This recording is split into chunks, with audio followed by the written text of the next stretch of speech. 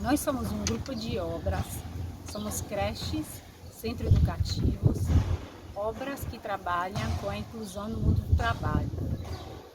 Nós trabalhamos nas periferias das grandes cidades do Brasil. E qual é o nexo com Dom Giussani?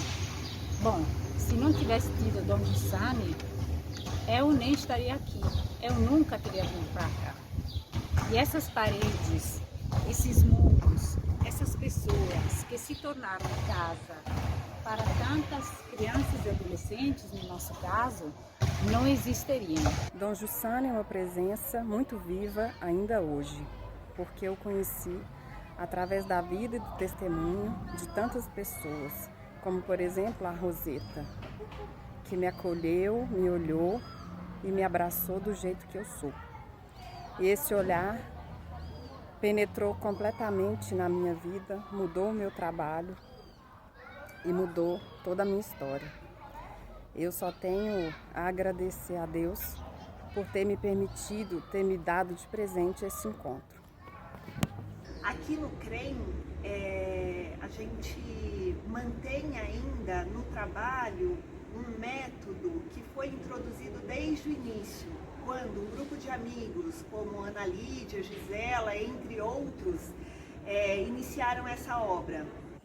Somos todos do movimento há 30, 40 anos, muitos do grupo adulto, trabalhando no mesmo setor, mas nunca conseguimos trabalhar juntos, colaborar. Precisou de uma pessoa da Itália, da CDO Opere Sociali, que nos marcou per uma concepção diferente, uma concepção profundamente humana e que adorava a liberdade. E com isso nós começamos a caminhar juntos. Um momento particularmente significativo foi no início da pandemia, quando com muitas perguntas e totalmente desarmados diante do que estava acontecendo, o nosso estar juntos como obras no Brasil e nexo com as da Itália se tornou um recurso essencial para fixar melhor o escopo do nosso trabalho e identificar novos caminhos de resposta. E eu vejo que o olhar de Dom Giussani é muito marcante no meu trabalho, na forma de olhar, acolher e abraçar as pessoas que chegam. Um fato mais recente foi um atendimento de uma mãe, no qual a gente conversou, e no final ela vira para mim e diz: estou muito surpresa com a nossa conversa. Primeiro porque eu não esperava que fosse um diálogo assim, e depois porque vocês não acolhem só as crianças, mas também as famílias. Eu vou querer voltar aqui outras vezes. Tem uma única palavra para falar, a palavra gratidão a esse homem. Muito agradecido mesmo. Obrigado.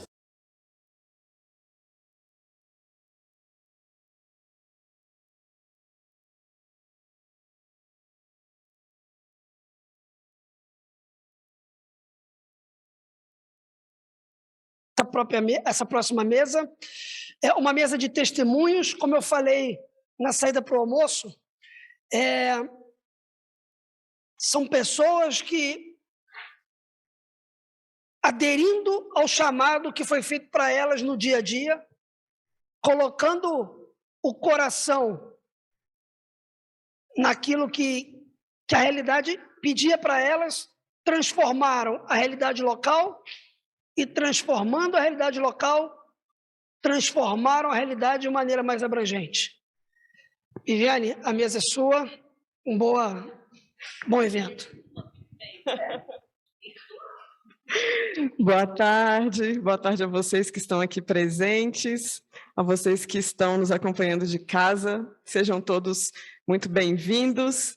Já tivemos ontem à noite um encontro belíssimo que já começou a nos despertar para algumas questões essenciais de que eu é este que protagoniza. Hoje de manhã, igualmente belo, né, ouvir aqueles testemunhos das experiências na Itália, e agora a gente escuta as experiências aqui do Brasil. Então, este é o evento da CDO, Companhia das Obras do Brasil. Na política, o protagonista é o eu. Então, vamos entender um pouco mais sobre este tema nessa mesa, que tem o título Vida em Ação, uma companhia em caminho, testemunhos e experiências. eu convido 4 pessoas, 4 protagonistas, que nos tocaram e por isso estão aqui, com as suas obras, com a sua forma de viver e trabalhar. A primeira pessoa, então, que eu chamo para compor esta nossa mesa é Luciana Chinalha Quintão. Por favor, Luciana.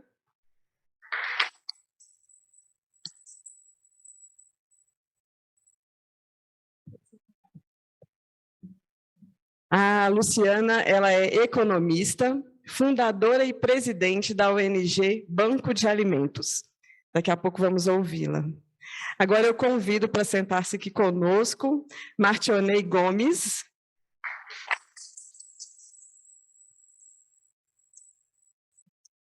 Bem-vindo, Martionei. Martionei é geógrafo, superintendente da ONG CDM, Cooperação para o Desenvolvimento e Morada Humana em Belo Horizonte, atuando no campo do desenvolvimento humano em áreas urbanas e rurais desfavorecidas. Agora eu convido a Cleusa Ramos.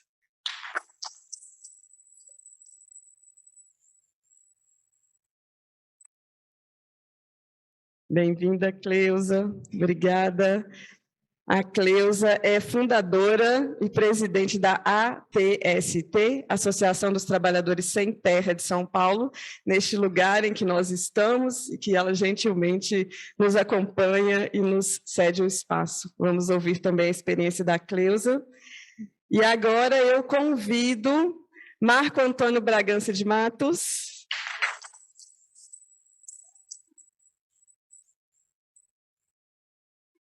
Bom, eu não consigo falar Marco Antônio, vou falar Marquinho. É médico, é superintendente de atenção à saúde na Secretaria de Estado de Saúde de Minas Gerais. Obrigada a todos vocês por estarem aqui. Vou pegar aqui a minha colinha para a gente poder começar essa conversa. Bom, antes de passar para vocês, quero retomar para o público aqui presente, para quem está em casa, um pouco daquilo que me tocou, me marcou, do que ouvimos ontem e hoje cedo. Ontem à noite, o Alejandro começou dizendo que a proposta da economia de Francisco, do Papa Francisco, é a esperança ilimitada no homem. Isto me marcou muito porque eu sou professora, trabalho com alunos da periferia e em alguns momentos é tão duro e difícil que a minha esperança começa a esmorecer. Mas ouvir o Alejandro ontem me faz reanimar, me faz querer continuar. Por isso que eu acho que é importante que a gente possa ouvir também vocês agora, porque nos ajudam nisso. Foi também o que disse hoje cedo o Silvio Catarina. Ele disse, é possível mudar, é possível ajudar, é possível construir porque o bem existe. E o Silvio afirmava com tanta ênfase que a gente olha para a pessoa e diz, bom, tem alguém que consegue fazer isso, então pode ser também para mim. Então, quando o Silvio falava, eu me via tendo um lugar para onde olhar. E dessa esperança nasce o protagonismo. E aí o Aníbal ontem também disse algo importante. Nós não temos que fabricar o protagonismo. Nós temos que comunicar uma alegria de viver. E aí, então, nós conversando para preparar este encontro, os nomes de vocês apareceram, não só porque vocês têm uma técnica, certamente já têm, uma capacidade, mas porque vocês deixam evidente esta possibilidade do bem comum. A gente reconheceu isso quando a gente conversava e os nomes de vocês apareceram. Então, o que a gente queria pedir é que vocês comuniquem para a gente essa coisa bonita que a gente já vislumbra e percebe no trabalho de vocês. E aí, para falar primeiramente, convido a Luciana. Bem-vinda, Luciana. Ai, obrigada. Eu sempre que estou com vocês, eu me sinto entre amigos, assim, né? Com a CDO, Companhia delle Opere, né? E também tem o meu quinalha, né? Que tem a ver com toda essa, no bom sentido, italianada, que eu amo de paixão. Bom, eu não trouxe nada pronto, vim dar só um testemunho. Eu sou Luciana Quintão, eu fundei o primeiro banco de alimentos do Brasil, é o Banco de Alimentos Associação Civil, porque nunca me conformei com tanta pobreza no meio de tanta riqueza.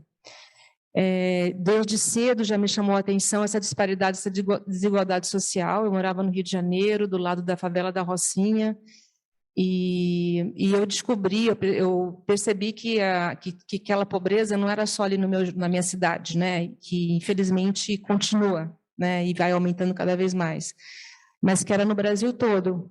E eu me dei conta que a gente já naquela época, em 1998, tem quase 25 anos, a gente já jogava fora 1/3 de tudo que era produzido no mundo, né? Nós já éramos um dos maiores economias, a 10ª, apesar de que podíamos ser muito mais, né? Nosso PIB do tamanho do PIB da Califórnia, e o 4º maior produtor de alimentos do mundo, e já em 1998 não tinha a denominação em segurança alimentar, né? Só tinha, enfim, dados econômicos, e naquela época nós tínhamos 150 milhões de habitantes no Brasil, 1998, eu estou dizendo, né? Nós tínhamos 57 milhões de pessoas que viviam com meio salário mínimo para baixo e 23 milhões de indigentes no Brasil, pessoas que não tinham renda nenhuma. Então, vocês podem imaginar que quem não tem renda não se alimenta bem, e famílias que vivem com meio salário mínimo também não se alimentam bem, né? Portanto, naquela época a situação era muito parecida com a atual, onde 60% da população brasileira vive em insegurança alimentar. Eu era do tipo de pessoa, contar para vocês, me sinto entre amigos, né? Que desde pequenininha eu rezava a Deus para não haver guerra no mundo, para que as pessoas não passassem sofrimento, para que quando os animais morressem fossem para o céu. Né? Então, eu sempre tive esse olhar. Enfim, eu saía do cinema, se tinha alguém com frio, dava a minha blusa, porque, sabe, eu acho a carência muito triste. E antes de abrir o Banco de Alimentos, eu tinha uma editora, eu editava títulos importantes aqui no Brasil, e todo final do ano, na Páscoa, eu fazia permutas de panetones, ovos de Páscoa, e ia entregar para entidades que abrigavam pessoas carentes, né? Mas eu sempre ficava doente depois, uma semana doente, com febre e tudo. Foi aí que eu me fiz a minha grande pergunta, né? Eu estou falando muito rápido. Perdão.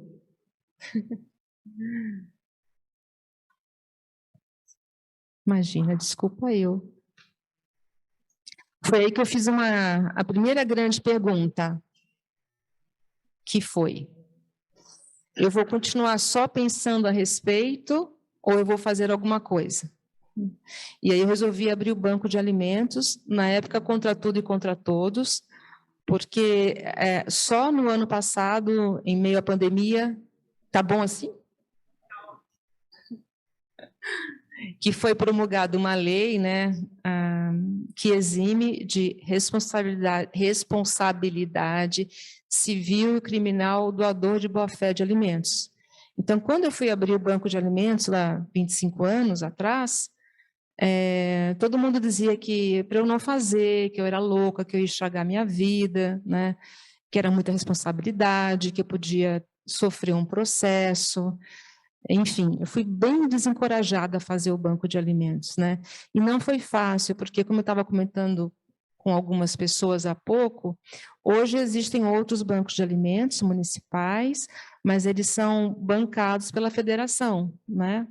E tem o Grande Mesa Brasil, maravilhoso, meus amigos, que são bancados pelo SESC, né? Então, você ter um banco da sociedade civil realmente é muito desafiador, né? Porque você tem que captar recursos, você tem que fazer gestão de pessoas, você tem que criar projetos, e todos os funcionários são CLT.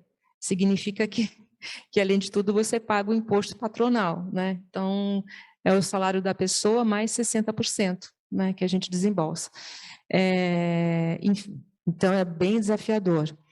Mas eu não só não estava louca, né, como eu tenho números maravilhosos. Só na pandemia nós doamos mais de 10 milhões de quilos de alimentos. Só na pandemia, né? A minha amiga ali recebeu bastante, né, Silvia? Mas ela precisava até de mais, como todo mundo precisava de mais, na realidade, né? Muita gente descobriu meu WhatsApp. É um tal de mandar o WhatsApp direto que você não tem noção. Às vezes eu fico assim, me sentindo mal, porque não dá para atender todo mundo sempre, né? Mas a gente conseguiu atender a 312 coletivos aqui em São Paulo, várias vezes até com cestas básicas e cartões Vale Alimentação, e a nossa tradicional colheita urbana, que foi uma quebra de paradigma gigante, que a gente pega alimentos onde sobra e entrega onde falta, que isso que diziam que não podia, etc., né? Enfim. E realmente não foi fácil, porque quando eu fundei o Banco de Alimentos, eu mandei mais de 400 cartas para a indústria, mas eu só tive 4 respostas, desejando boa sorte. Então, no começo, tudo que eu doava era hortifruti, porque eu fui bater lá nos mercados municipais, pedir para os donos das barraquinhas doarem alimentos para a gente. E eles confiaram em mim. E a ONG já nasceu um reloginho, né? Ela já nasceu com o CNPJ dela bonitinho. Eu bolei uma maneira de entregar os alimentos e não ter nenhum tipo de problema com recibos, que as entidades, quando recebiam os alimentos, até hoje é assim. Se eu acelerar, vocês me avisem. Até hoje é assim. Elas, quando recebem o alimento, elas atestam, né, elas assinam um recibo que receberam 20 quilos de cebola, 10 quilos de arroz, seja lá o que for, e que está perfeito para o consumo. E a gente guarda esses recibos, né, que tem que bater com a quantidade dos doadores lá na ponta, ao comércio, à indústria, o campo. Então, só aí já é um compliance, né? E a gente nunca teve problema absolutamente nenhum, graças a Deus, né? Só que a ONG, ela já nasceu com esse DNA de entender que a gente só acaba com a fome quando a gente mudar a forma como a gente está no mundo. Então, na minha cabeça, já existiam as 3 formas de ação. A primeira era a colheita urbana, que eu acabei de mencionar para vocês, pegar da onde sobra, entregar da onde falta, que já foi uma grande revolução. Mas a segunda forma de ação, ela é educativa, então eu tenho um convênio com uma faculdade há mais de 20 anos, que é a São Camilo. Por ano passam pela ONG mais de 30 estagiários fazendo trabalho de conclusão de curso em saúde pública, dentro das nossas entidades assistidas. E isso gera trabalhos científicos, né? E a gente também ensina as entidades como manipular corretamente os alimentos, como armazenar, como usar integralmente para não haver um segundo desperdício. A gente consegue mexer nos cardápios. Então, essa é a nossa segunda forma de ação. Tem a educação nutricional.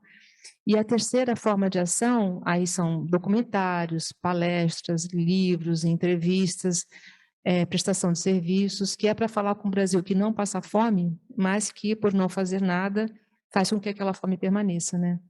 E aí a minha segunda grande pergunta foi em 2019, que eu me perguntei por que a gente continua causando tanta fome, né? Porque se a gente tem tudo, somos um país tão rico, pagamos tantos impostos, enfim, né? E essas fomes continuam acontecendo, e a gota d'água foi mais uma criança baleada no Rio de Janeiro, nas favelas do Rio de Janeiro. E aí eu me fiz a minha segunda pergunta, grande pergunta, mas por que isso acontece? E eu cheguei à conclusão que falta inteligência social.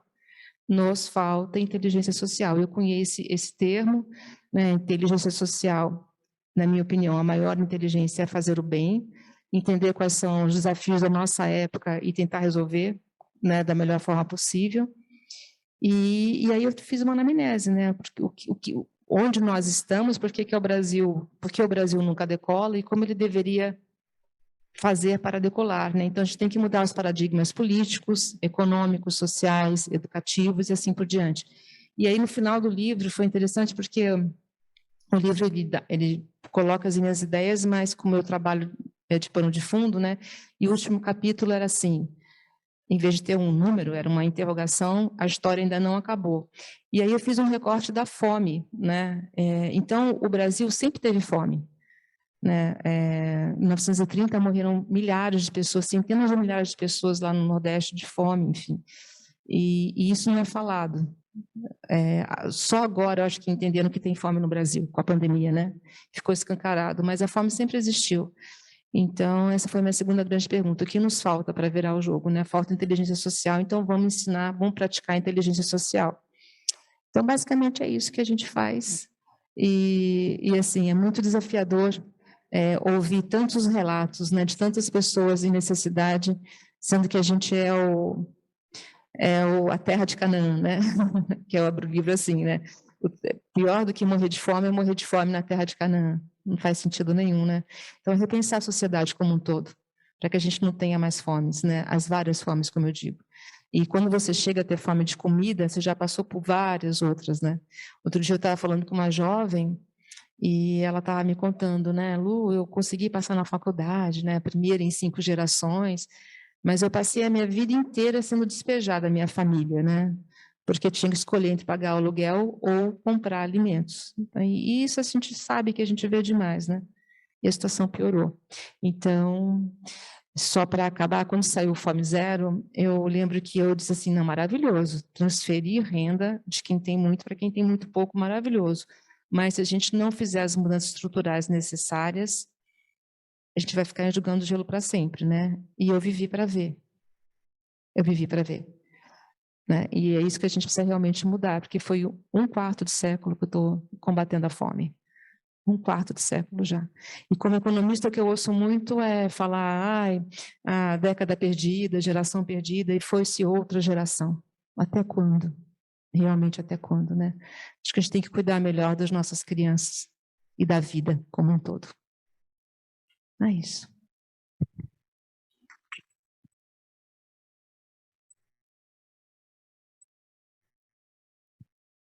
Obrigada, Luciana. Enquanto você falava, eu fiquei me lembrando do Dário, na parte da manhã. Ele começou assim como você, dizendo que desde criança tinha uma questão, tinha uma pergunta, tinha algo que ele precisava responder. E o que a gente percebeu no percurso dele e no seu é que, olhando para essa realidade, o que eu faço? Né? Eu não posso olhar ou não fazer nada, ou fingir que não estou vendo, né? E aí eu acho que é nesse momento em que a gente se coloca como pessoa protagonista, que age, né? Pode. Isso é uma coisa que realmente eu me fiz essa pergunta literalmente. Estou a serviço de quê nessa vida? E eu acho que é uma pergunta que a gente deve levar para as escolas, principalmente para o ensino médio, médio, mas faz sentido o médico. Foi um ato falho, mas né, saúde, porque eles vão atuar, né, vão ser cidadãos atuantes, vão ser protagonistas, né, eles vão estar a serviço de quê? Eu acho isso uma pergunta muito importante. Então, de manhã, o Silvio também nos disse: cada um de nós é um bem e carrega um grito pela vida. Acho que a Luciana contou, né, desse grito que ela ouviu. Não é todo mundo que escuta os gritos das pessoas, né? Hoje de manhã a gente fez uma apresentação do Clique Leitura e nós trabalhamos fragmentos do livro A Hora da Estrela, de Clarice Lispector. E o Rodrigo, que é o narrador, justamente diz: só eu vejo esta moça, que é uma macabeia, uma moça que ninguém olha. E ele diz: só eu a vejo, só eu a amo, e eu preciso dizer que ela quer gritar. Então, você disse da educação, acho que a gente precisa explorar mesmo esses espaços, né? Bom, e para falar disso, então, desse grito que também Martionei escuta, vou passar para ele contar a experiência dele.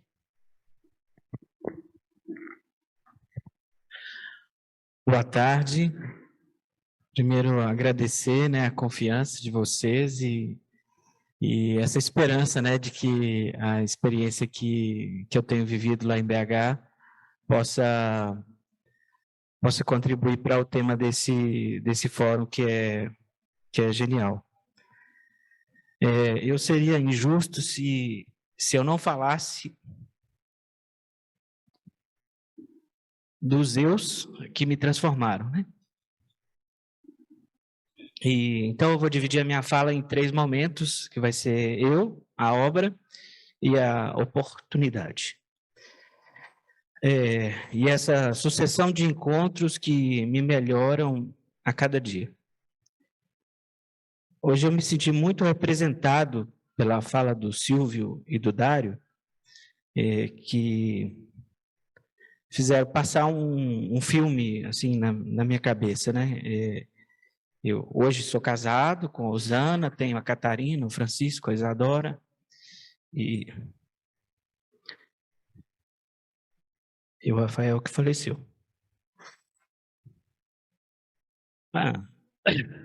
A minha história, ela começa no final, assim, a história que eu vou contar, né? Começa no final dos anos 70, quando a minha família saiu da cidade onde a gente morava, que era uma cidade rural, e a gente veio morar em Belo Horizonte, numa vila, chamada Vila Senhor dos Passos.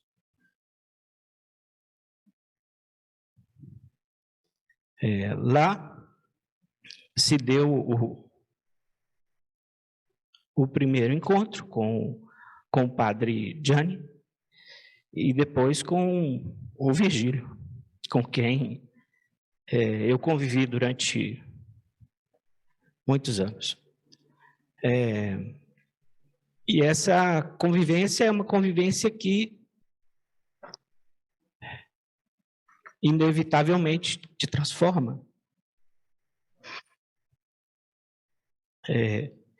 E depois, mais tarde, mais precisamente, para começar a história do meu trabalho, eu encontrei com o Henrico Novara, o pai do Luca,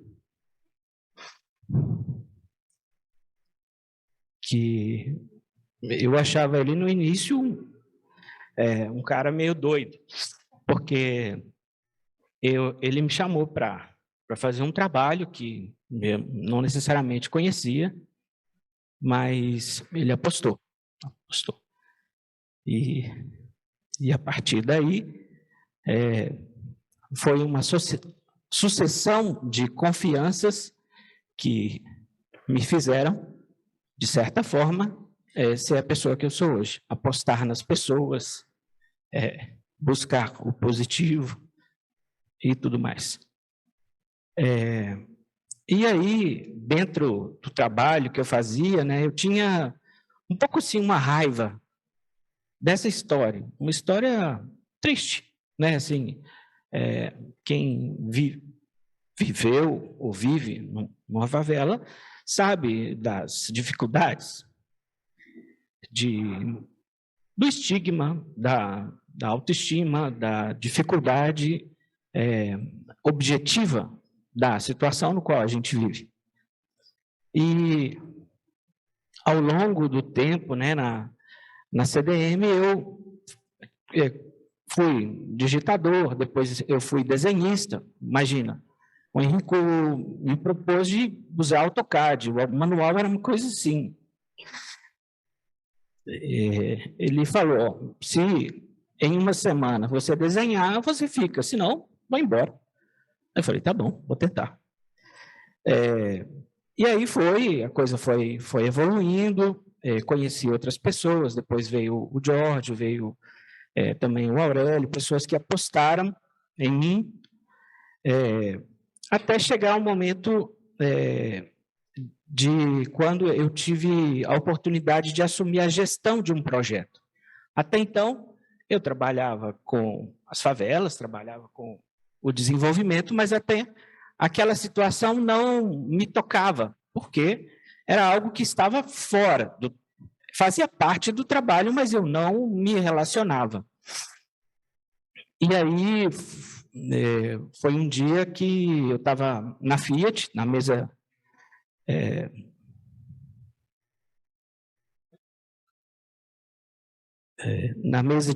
do diretor de comunicação, e ele estava lá falando do pobre, do isso, daquilo outro. E eu ficava me perguntando assim, mas o que será que eu posso contribuir? O que será que eu tenho a dizer a respeito dessa situação? E foi aí que eu me dei conta que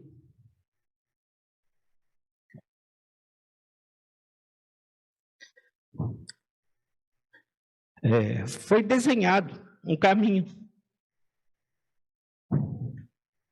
O Senhor cuidou de desenhar um caminho para que eu pudesse percorrer. E aí eu entendi que a nossa vida, ela é um patrimônio independente de qualquer coisa. E foi um momento no qual eu comecei a relacionar aquilo que a gente falava nos projetos, porque a gente falava do patrimônio dos pobres, né, de partir do positivo, de construir com as pessoas a partir daquilo que elas têm, mas aquilo não fazia ainda parte daquilo que eu era. Eu tinha aquilo como, na verdade, para mim era um de menos, porque eu poderia ter ido para a Disney, poderia ter tido experiências internacionais, poderia ser, né? Mas não, tinha um passado. Só que quem poderia, naquele lugar, poder falar melhor da pessoa que estava numa situação de vulnerabilidade do que aquele que vivenciou aquela experiência? E isso, para mim, não foi um troféu. Isso, para mim, se tornou uma responsabilidade.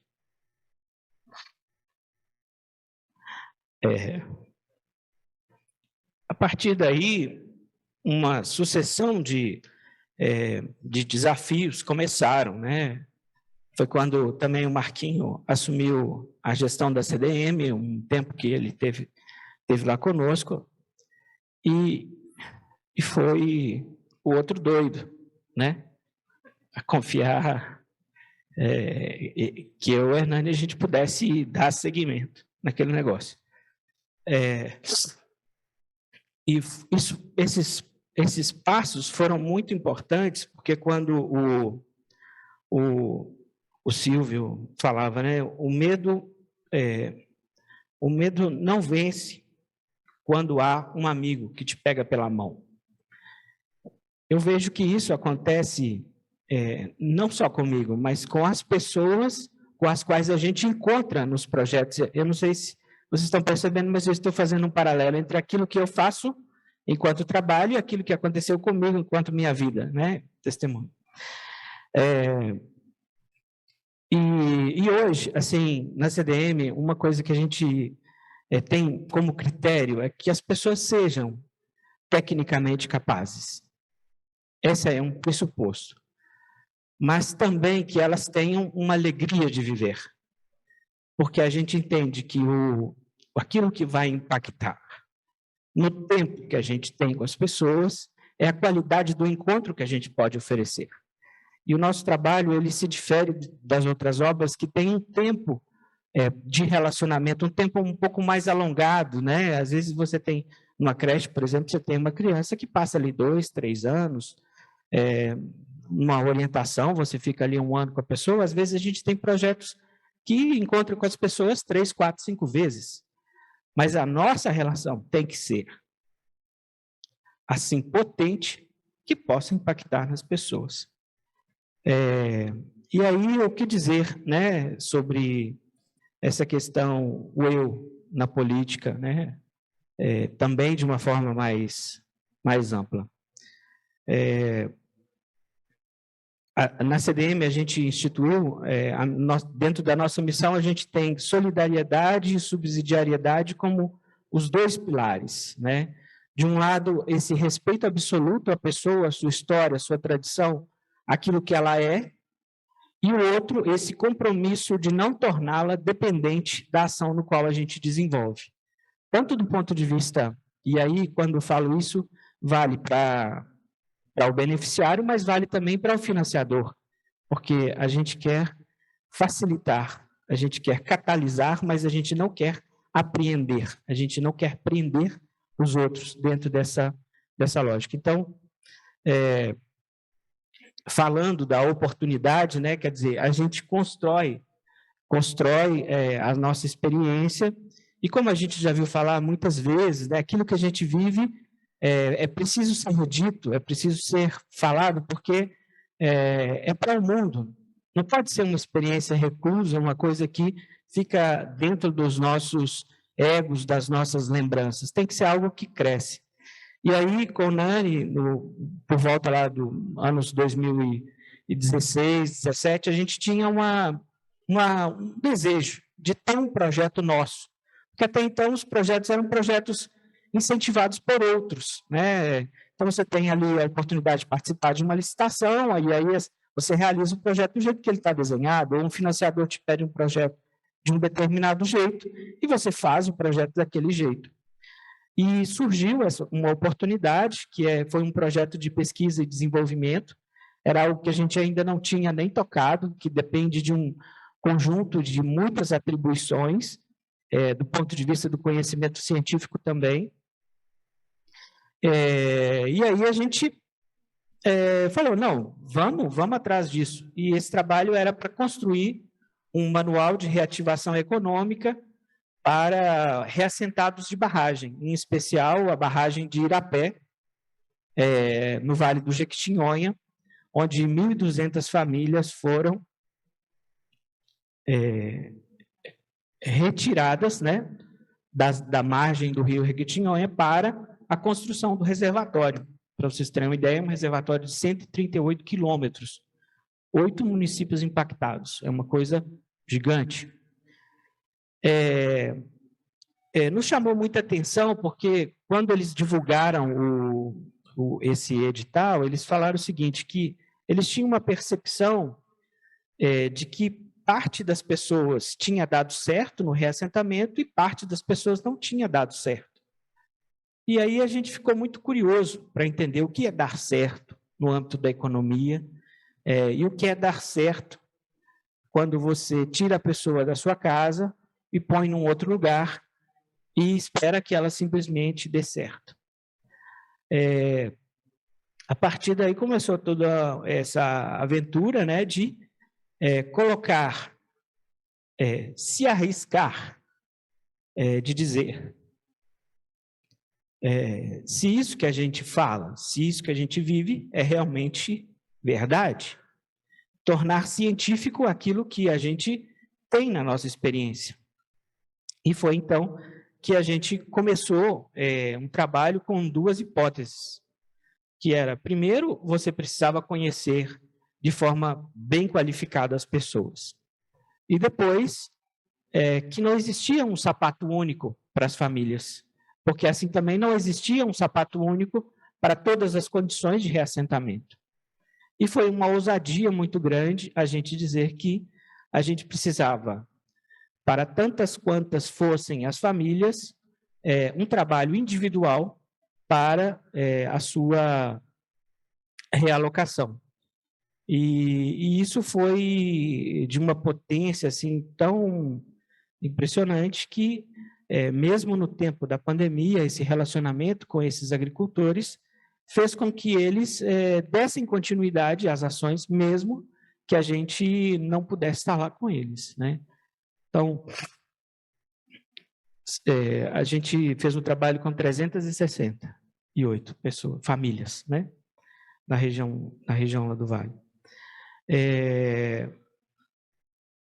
E por que isso é assim abrangente? Porque essa forma de olhar as pessoas, essa forma de se colocar na sociedade, a produção desse estudo científico, ele vai ser para nada mais, nada menos que todas as empresas que venham a construir barragens hidrelétricas no Brasil.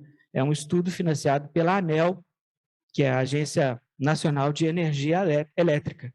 Então, quer dizer, a nossa experiência contribui com uma realidade gigante. A gente poderia falar de outras coisas, poderia colocar métodos, sei lá, mas a gente quis colocar aquilo que a gente diz ser verdade à prova.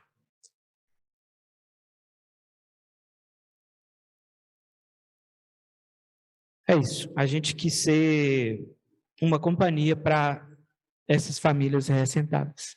É isso.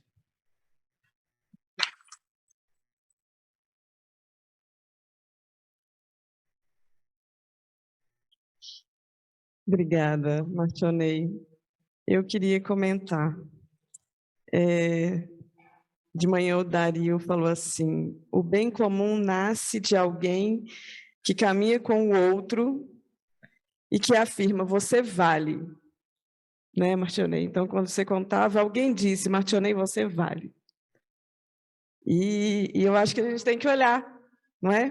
Para isso, para quem diz para a gente que a gente vale, e depois também fazer o mesmo. Eu acho que não tem como a pessoa não se mover se ela não é olhada, né? Eu vejo isso também na sala de aula. E depois, o que o Martionei disse, o que é dar certo? Porque a gente tem sempre uma ideia do que é certo e o que é errado, e existem já padrões muito estipulados. E quando ele diz que a gente arriscou a dizer, como se olha para a pessoa em sua singularidade. E eu acho que é isso, a gente precisa arriscar dizer que experiência estamos fazendo, como é que olhamos para a realidade. E para falar, então, para nós dessa realidade aqui também viva, né? A Cleusa estava contando ali na hora do almoço, dessas famílias com quem ela encontra aqui. E de manhã o Dário disse, devemos partir de nosso desejo individual, mas não é possível fazermos sozinhos. Eu acho que é isso que a Cleusa estava dizendo, né, Cleusa? Não vamos fazer sozinhos, e vocês estão aqui para fazerem juntos. Marquinhos, você pode usar esse microfone, passar para a Cleusa? Obrigada. Bom, boa tarde, né, para todos, para todas. E agradecer também pelo convite, né, da gente estar aqui podendo falar um pouco do trabalho que a gente faz. E dizer também, né, que acho que para todo mundo que dá um pedacinho da vida para construir a vida do outro, é porque tem uma pergunta, é porque tem um grito. E da mesma forma, Martionei, eu também comecei muito cedo, né, com as perguntas. Eu vim para São Paulo muito cedo, tinha 10 anos, viemos aqui, saí das Minas Gerais e vim. Meu pai trouxe a gente aqui, porque achava que aqui a gente ia ter uma vida melhor, né? Porque lá no campo, a vida era dura lá, mas a gente tinha não tinha roupa, não tinha sapato, né? Tinha pouca roupa, pouco sapato, mas a gente tinha comida. E nós viemos para São Paulo, não tinha nem sapato, nem roupa, nem comida, aqui.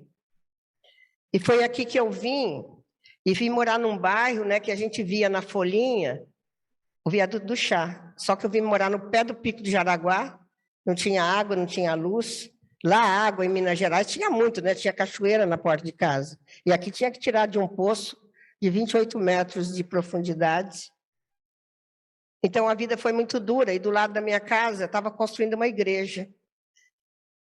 E eu, então, logo já fui lá ajudar a construir a igreja. Se tivesse um shopping, eu ia para o shopping, né? Não é que eu fui construir igreja porque eu queria fazer igreja. É que lá no mutirão tinha bolo, tinha comida, então é lá que eu me coloquei. E passei a minha vida ali, né? E na igreja logo já começa os trabalhos sociais, né? A juntar um pouco de comida. Nós éramos muito pobres. Os pobres chamavam nós de pobre. Imagina como nós éramos pobres. Ali moram os pobres. E aí eu já comecei a trabalhar ali na igreja, ajudar ali a fazer a cesta do Natal, a cesta dos pobres, e já comecei ali muito cedo. E eu passei a minha vida toda dentro da igreja, hein? Eu tenho mais horas de igreja do que qualquer padre ou qualquer freira. Vou contar as horas que eu passei varrendo a igreja, já dá muitas horas. Mas, então, tudo que eu sou de bom e de ruim, eu aprendi na igreja, hein? Eu nunca entrei dentro de um salão de baile, eu fui meia dúzia de vezes no cinema, fui 2 vezes no teatro. Eu nunca fui em lugar nenhum, eu só fiquei dentro da igreja. Então, a minha vida se deu ali, e perto da minha casa tinha uma favela. Já tinha favela, hein? E aí eu já era mais grandinha, já não tinha mais 10 anos. Quando vinha enchente, levava os barracos tudo embora. E eu via as mães ali encolhidinhas, parecia galinha com pintinho, com guarda-chuva ali. E eu chorava e dizia, meu Deus, tem que ajudar esse povo, não posso morrer antes de ver uma família dela dentro de uma casa. E os anos foram passando, e aquilo foi esse grito e essa pergunta, né? E quem tem um grito e uma pergunta, não pode fazer meio expediente. Não dá para você fazer meio período. Não dá para você fazer uma coisa ou outra. Outro dia eu encontrei uma amiga, que ela morava minha vizinha. E fazia muitos anos que eu não via ela. Encontrei. Ela começou a falar, nossa, eu fui nos Estados Unidos, eu fiz curso, eu trabalhei 15 anos numa multinacional. Eu falei, mas gente, eu trabalhei uns 10 anos não sei aonde. Eu falei, meu Deus, mas nós temos a mesma idade, éramos vizinhas. Por que essa mulher fez tanta coisa e eu não fiz nada? Pensei comigo assim, né?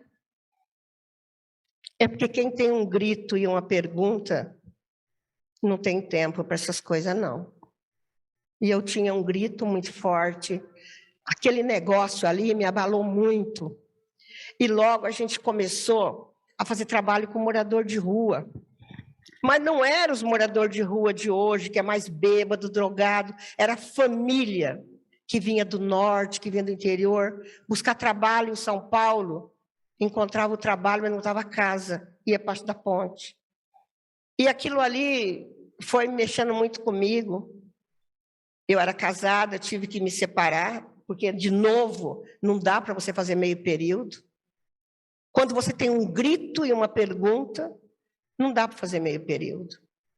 Quando você tem que responder esse grito, você tem que se dedicar a isso. E eu fui, então, me dedicar a isso. Me separei, meu marido tinha uma situação boa, financeira, e eu falei, ó, melhor que fique tudo aí, que eu vou, para onde eu vou, não vai caber nada disso, né? E fui morar na favela junto com o povo, para sentir aquele drama, para sentir aquilo tudo. Não é para sentir, é que eu também não tinha para onde ir, né? Era ali ou era ali, né? E todo mundo dizia que estava louca, né? Meu pai chorava de um lado, minha mãe desmaiava de outro, você está louca, você está louca? Mas eu tinha um grito e tinha uma pergunta. E aí, então, a gente começou a fazer um movimento, porque precisava dar uma resposta, já não dava mais para ajudar a construir barraco, tinha que ir atrás do governo, tinha que ir para o governo federal, tinha que ir para a prefeitura, tinha que fazer manifestação, tinha que juntar o povo. E aí, então, chegamos até 85, onde a igreja fez a campanha de fraternidade, terra de Deus, terra de irmãos, e a igreja chama todos a uma responsabilidade da casa. Eu que já tinha esse grito e essa pergunta, embarquei assim de cabeça no negócio. E aí, então, surgem os grandes movimentos, os movimentos na cidade de São Paulo, no estado, no Brasil. A gente chegou até a coordenar o movimento no Brasil inteiro, né? Porque era pastoral da moradia. E aí, então, a gente tentou de tudo, hein? Fizemos invasão de terra, que a gente viu que a invasão é você construir nova favela. Então, não dá certo. Depois, fazer luta para o governo. É só promessa, não acontece nada. Então, começamos a fazer outra coisa, de uma experiência. A juntar o povo, em vez de invadir terra, comprar, porque era muito barato, aqui na nossa região. Eu estou falando de uma única região, que é a região noroeste da cidade, muito pequena. E foi aqui que a gente começou, então, a fazer essa experiência. E aí, pessoal, em 2003, a gente já tinha muita coisa. Já tinha muitas casas, já tinha escola, já tinha feito uma luta grande na questão da moradia.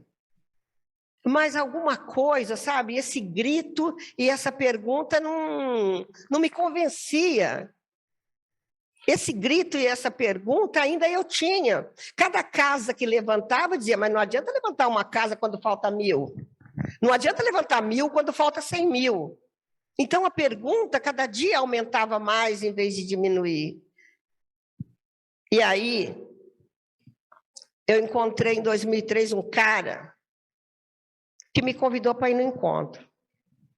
Eu não queria ir, nós estávamos de saco cheio da vida, não conseguia responder as minhas perguntas, já tinha deixado um monte de coisa para trás, e aquela coisa daquelas casas, aquilo tudo não me satisfazia. E esse meu amigo que eu encontrei me convidava para ir no encontro, me convidava aqui. E esse dia, então, ele me convidou para ir, olha só, me convidou para ir no Rio de Janeiro no encontro. Ah, dá licença, né? Que eu vou no Rio de Janeiro para o encontro. Não tenho dinheiro. No hotel ainda, é um negócio. Falei, não tenho dinheiro. Não, eu pago. Mas tem meu marido, eu não pago o marido também. Bom, Rio de Janeiro, né? Falei, sabe de uma coisa? Eu vou, ele não vai me amarrar na cadeira, eu vou lá, escuto um pouquinho, depois eu vou passear no Rio de Janeiro.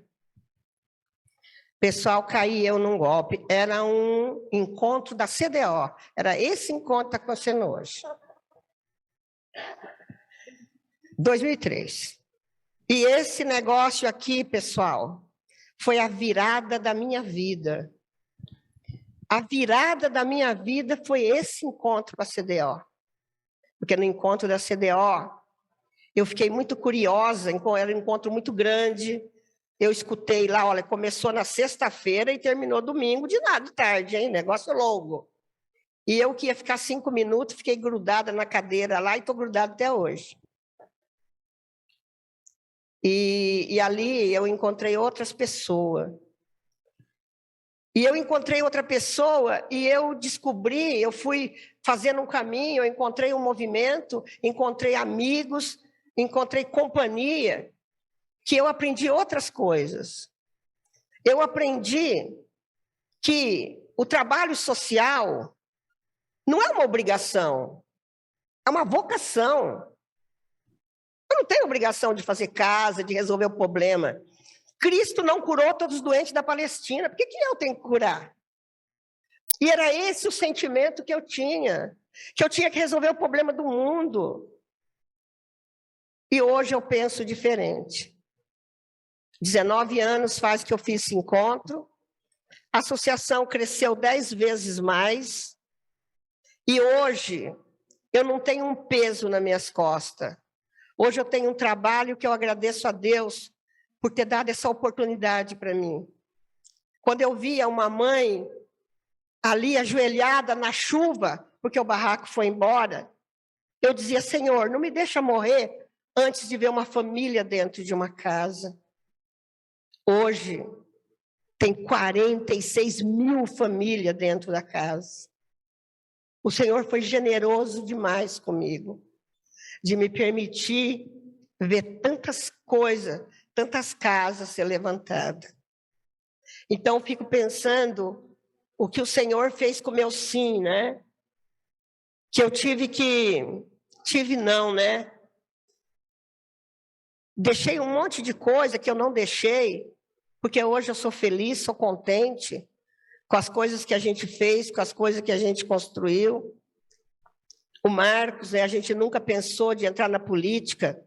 O Marcos precisou entrar na política, ele não é político, para construir leis que ajudasse na questão da moradia, e ajudou. Teve que virar deputado para poder mudar leis.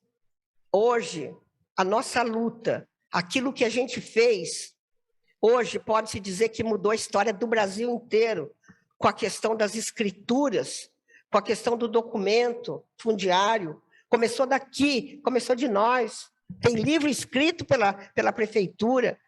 Hoje o Brasil inteiro, que a metade do Brasil é irregular, hoje, se quiser, pode ter escritura, graças ao trabalho que a gente construiu. E a gente só construiu isso, não foi pela nossa grande capacidade de fazer coisa, mas foi pelo nosso sim que a gente deu ao projeto da casa. Hoje, ontem, vendo o Aníbal falou sobre as mudanças políticas, sobre as várias mudanças. Eu vi tudo isso acontecer aqui no Brasil. Depois falou sobre a tecnologia. Eu também vi tudo isso acontecer. Então, hoje falando na hora do almoço, eu estou lá na periferia da periferia, nunca saí de lá, lá da ponta. Lá onde os barracos, a chuva ainda leva os barracos embora. As pessoas lá não têm noção do que é Lula e do que é Bolsonaro. Tanto faz, porque a vida não mudou nada. A vida muda quando você está numa empresa, quando você tem uma classe média, mas uma empregada doméstica. O que muda? O que muda a economia se ela está na empregada doméstica? O servente de pedreiro, o que muda? Nem sabe que diabo é a economia, porque sempre é difícil a vida. A tecnologia... Que tecnologia, o máximo que tem é um celularzinho de dizer oi, aqueles pré-pagos, aqueles que você precisa, nunca funciona. Então, eu fico vendo esse mundo moderno, sabe? O que o Papa disse, sabe? Para grande parte da população, essas coisas não existem. Essa coisa partidária, PSDB, PMDB, não sei o que B, não existe isso. Não existe porque o salário, quando vai receber, já deve todo ele. Então, mas porque o Lula está na frente, o Bolsonaro está na frente. E quem vota é o povão que nem sabe o que está acontecendo, não tem noção do negócio. E é lá que eu estou, pessoal. É lá que eu estou. Mas eu, diferente, eu vivo com as mulheres da periferia, eu sou uma analfabeta digital, não sei nada de nada. O pessoal fui no encontro, e a mulher falou, dá seu e-mail. Falei, eu não tenho e-mail. Você está de brincadeira comigo? Falei, não tenho e-mail. Dá o teu WhatsApp. Não tem WhatsApp, você está de brincadeira comigo. Não tenho WhatsApp, não tenho, não sei nada das coisas. Porque pode ser que Deus foi bom comigo, que eu consegui ficar igualzinho às mulheres, que não tem nada. E Deus me protegeu disso. Deus me protegeu disso. Chegou para mim o cabelo branco, chegou as rugas, estou mais lenta, mas o mesmo desejo que eu tinha, eu ainda tenho. O desejo de ver uma família dentro de uma casa. O desejo é o mesmo, não mudou nada. A única coisa que mudou, que eu tive o privilégio de fazer um encontro com pessoas que me ajudaram a ter uma outra visão de mundo, uma outra visão da vocação que a gente tem. Porque quando eu vejo o meu trabalho como vocação e não como obrigação, é menos dolorido. Então, hoje, o trabalho que eu tenho não é de dar casa para ninguém, mas é de manter viva a esperança no coração da família, de dizer, você vai ter uma casa um dia. Essa é a minha obrigação hoje. E não me dói pensar isso. Não me dói que eu fiz um encontro e que me ajudou. Então, agradeço as pessoas que eu encontrei, né? Hoje está aqui o Braco, que é o nosso responsável aqui do Brasil, que nesses anos todos tem ajudado muito.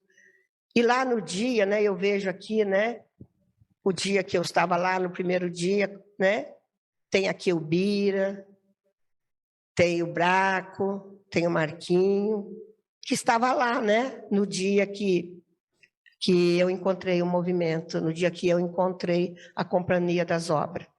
Então, quero agradecer a cada um, né, que me ajudou a ter uma outra visão. Vamos dizer que me ajudou a acalmar meu coração, me ajudou a responder as minhas perguntas e me ajudou a acalmar esse grito de igualdade que eu carrego desde o dia que nasci. Obrigada, pessoal.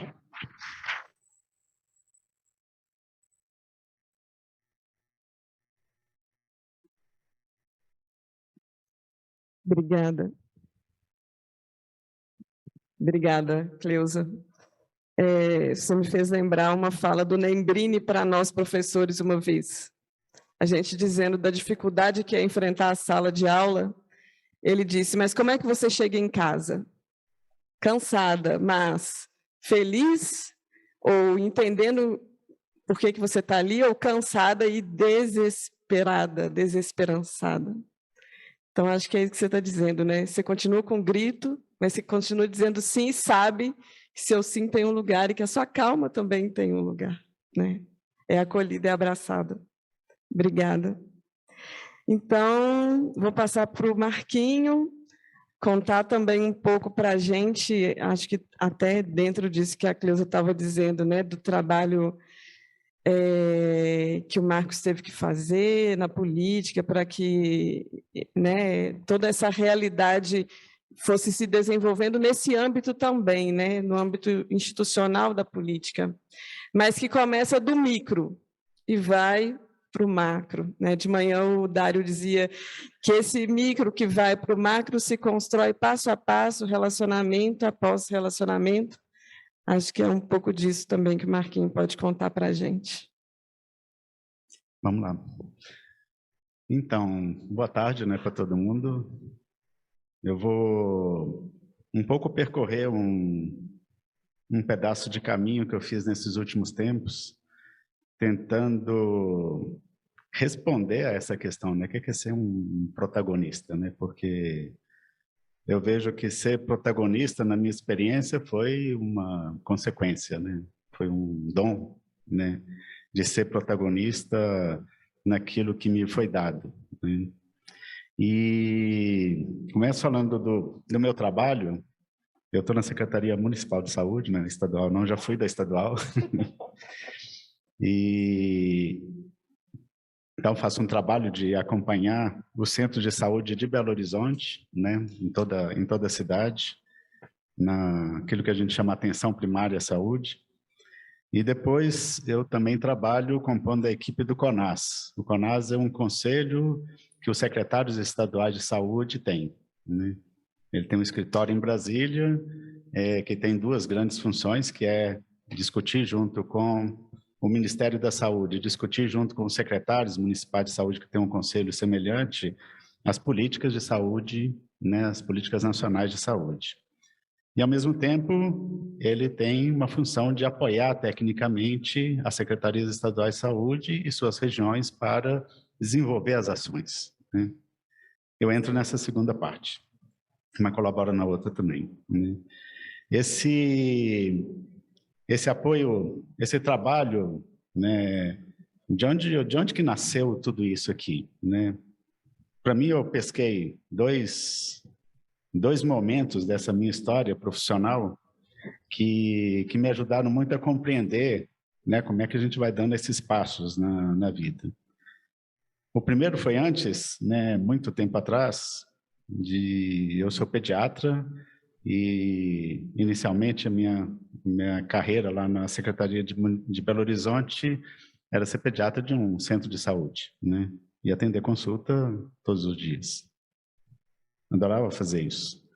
E dos momentos, né, eu comecei a atender uma criança, acompanhar um recém-nascido, que era um dos vários recém-nascidos que apareciam todo dia, né? Que eu comecei a puericultura dele, né? Acompanhei uma vez, uma segunda vez, depois essa mãe desapareceu, né? E com o esquema que a gente tinha, a gente fez buscativa, né? Fomos atrás da família, fomos atrás de vizinho, etc. Ninguém nunca mais deu notícia dessa mãe. Depois de 8 meses, essa mãe apareceu no centro de saúde, bateu na porta do meu consultório direto, né? Furou fila de tudo. E eu abri a porta e ela falou, mas eu queria que você olhasse o Jonathan, né? Era o nome da criança. Queria que você olhasse, porque só você que vai dar conta dele, né? Só o doutor que vai dar conta dele, ela falou assim, né? E eu olhei, a criança tinha 10 meses já, mas era como uma criança de 2 meses, né? Uma desnutrição impressionante, né? E ela falou, eu não dou conta de cuidar dele, né? Naquele momento ali, quer dizer, olhei rapidamente a criança, né?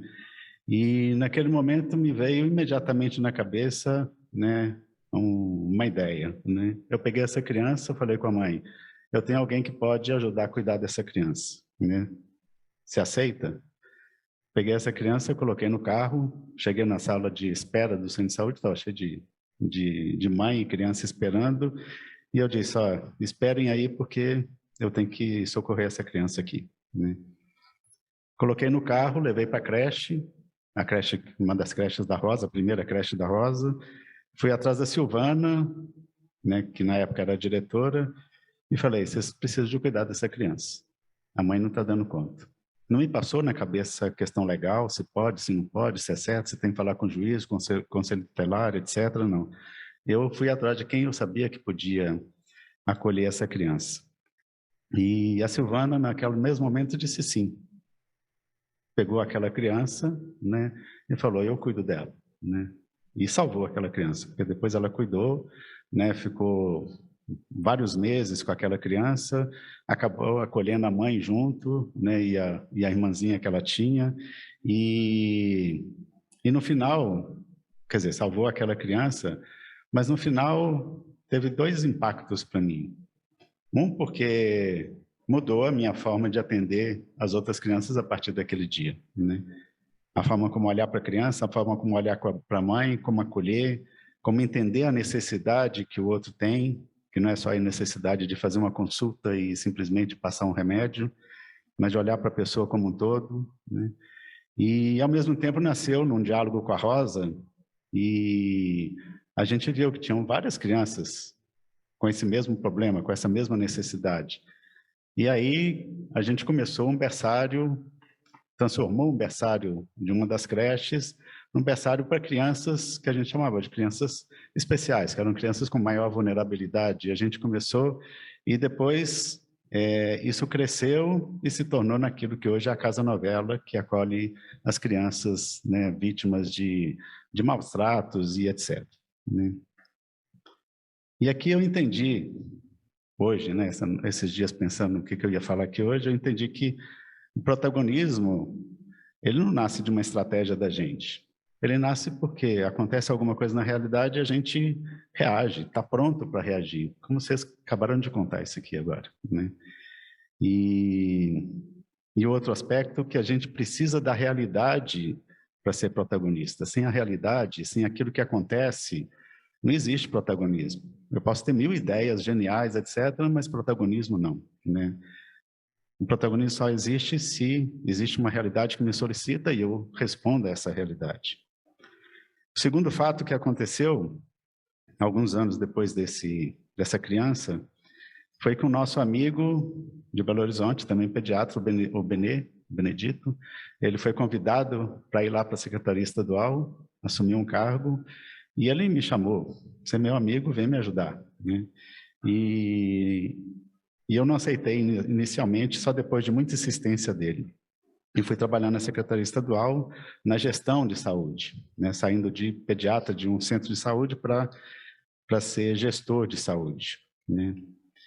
E ali eu descobri, foi de novo isso, né? Me foi dado uma circunstância, um lugar de trabalho, uma nova realidade, e respondendo àquela realidade, eu descobri também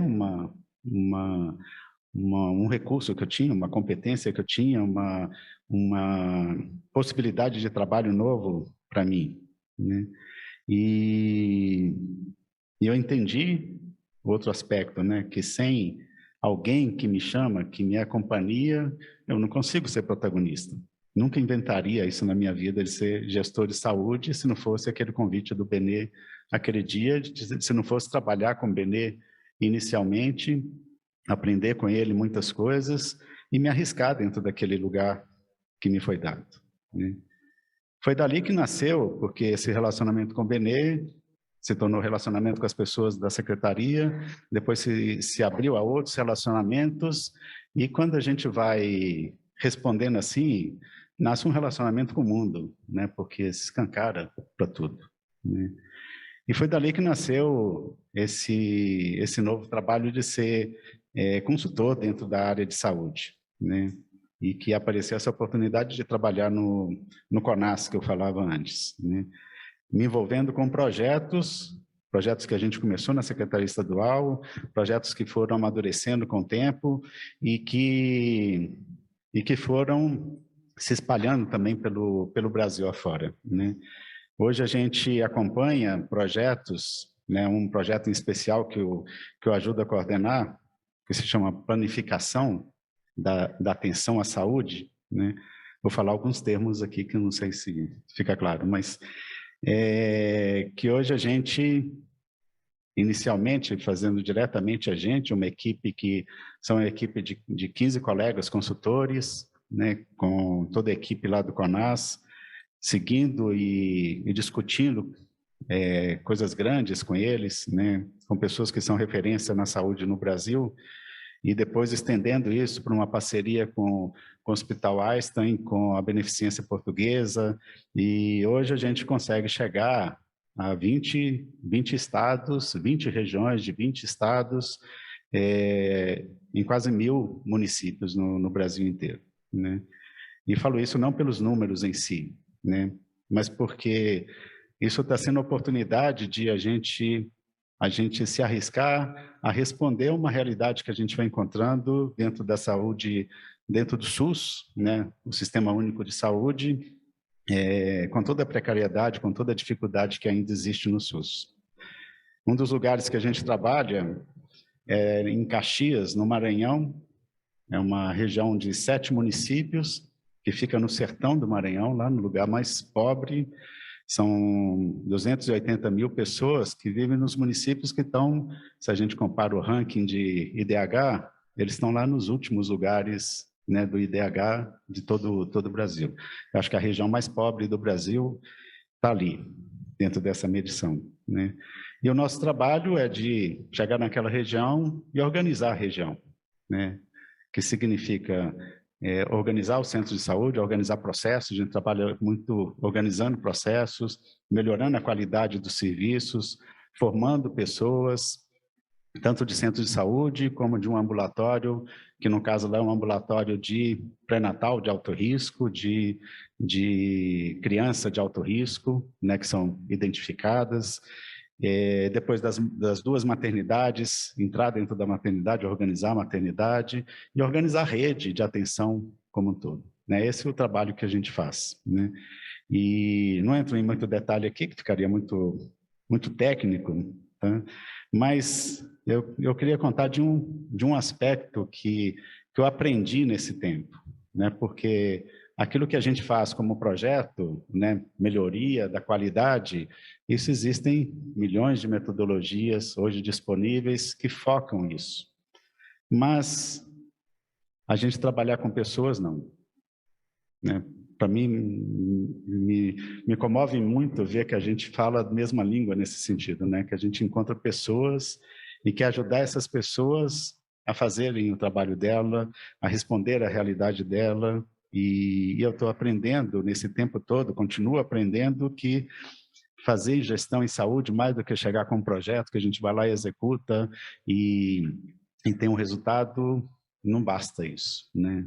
Precisa de focar as pessoas. Ali a gente atingiu resultados que, do ponto de vista de saúde, estão muito importantes, né? No lugar mais pobre do Brasil, a gente conseguiu reduzir a mortalidade materna, a mortalidade infantil para números muito baixos, né? Melhores do que muitas regiões aqui de São Paulo, por exemplo, que é o lugar mais rico do Brasil, né? Isso mostrou para a gente que tem um método que é possível, né? É possível a gente mudar a realidade que todo mundo fala, não, mas não tem dinheiro, não tem estrutura, não tem política que ajude, etc. Não, é possível a gente fazer isso. E a gente está conseguindo mostrar resultados que mostram isso dentro do âmbito da saúde, né? A gente encontra muitas dificuldades, de todo tipo, dificuldades políticas, política local, né? O entra e sai de políticos, o jogo de interesses que existe, tudo aquilo que é incompetência, né, de gestão que a gente encontra, a própria política pública de saúde, que tem muita inconsistência, né?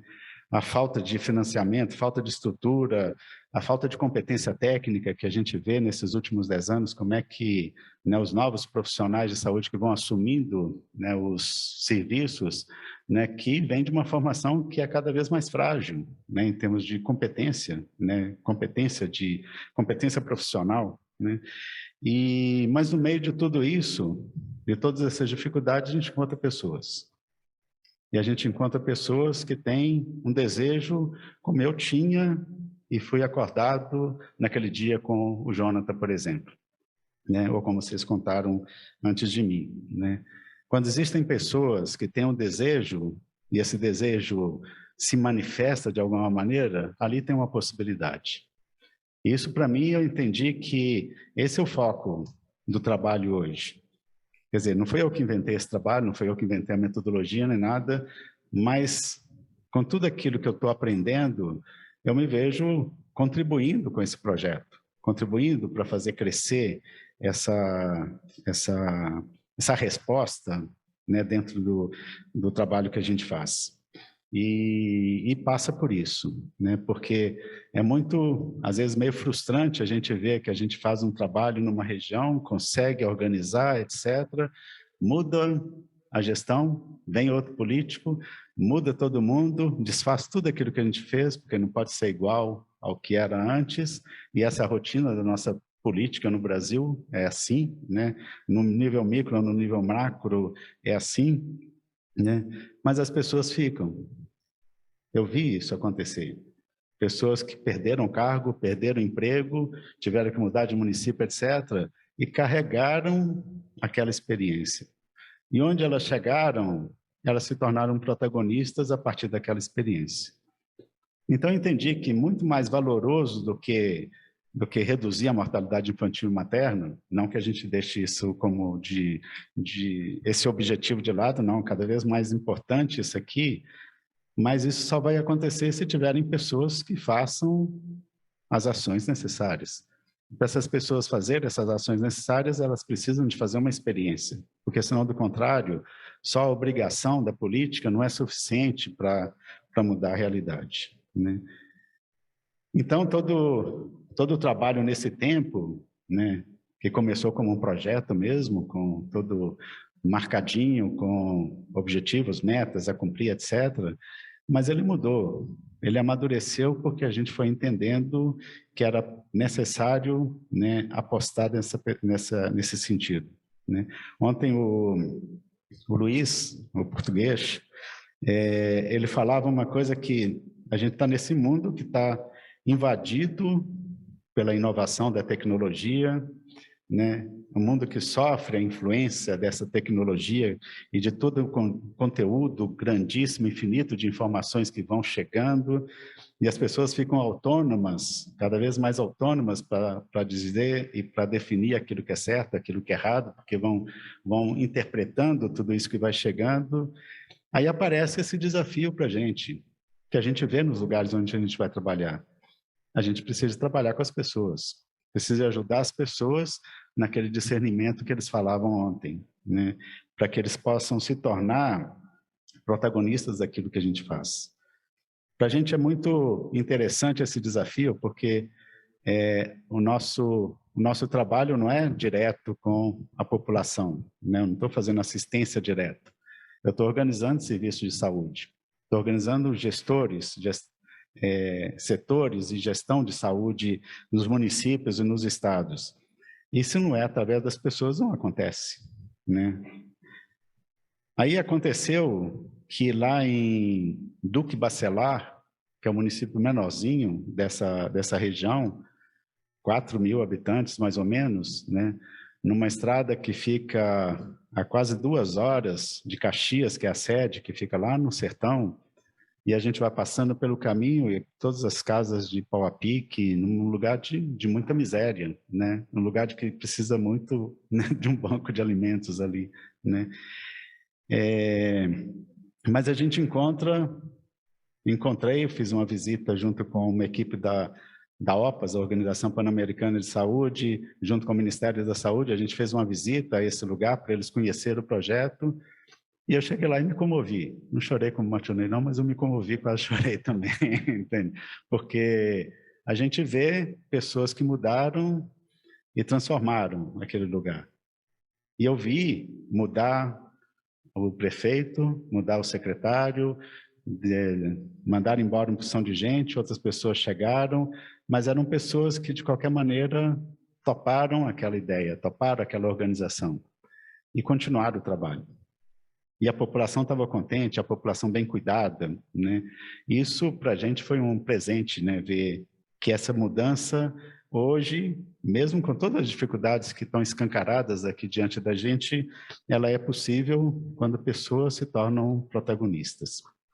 Na cidade vizinha, aconteceu que Coelho Neto chama, tinha um dia que a gente estava trabalhando, fazendo uma reunião com a equipe do hospital, da maternidade, e bateu na porta uma enfermeira falando, olha, tem uma criança aqui que está muito grave, o médico está fazendo um parto, ele não pode atender, e sabia que tinham 2 médicos, eu e a Albertina, que é uma neonatologista, professora da UFMG, que estava junto comigo nesse trabalho, e fomos lá assistir a criança, né, grave, né, e a mãe era uma mãe que tinha, esse neném era o 13º filho dela, com 46 anos, né, ela morava no interior, na área rural, que significava, ela andou meia hora com esse neném para poder depois pegar um carro e chegar ali no hospital, né? E ela simplesmente tinha, como o neném estava com sapinho, todo mundo sabe o que é sapinho, né?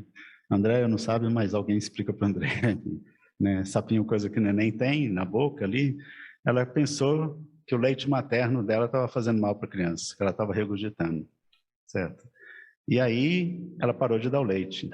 Parando de dar o leite, ela não tinha, que foi o leite que sustentou os outros 12 filhos, não deixou nenhum morrer.